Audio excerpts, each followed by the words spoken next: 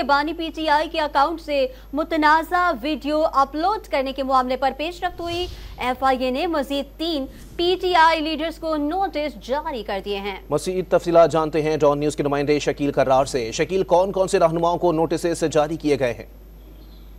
बिल्कुल, बानी पीटीआई के अकाउंट से शेख मुजीबुर की वीडियो अपलोड होने के हवाले से जो इंक्वायरी चल रही है एफआईए की, उसमें 3 पीटीआई के लीडरों को नोटिस जारी हुए हैं और उनको तीनों को तलब किया गया कि मंगल को एफआईए 11 बजे इंक्वायरी करेगी। तीनों रहनुमाओं को तलब किया गया है, जिसमें उमर अयूब, बैरिस्टर गौहर खान और रऊफ हसन शामिल हैं।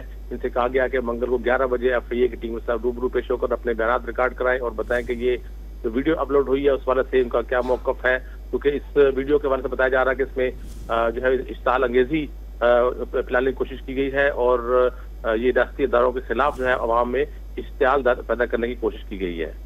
जी, बहुत शुक्रिया शकील कर्रार अपडेट करने के लिए।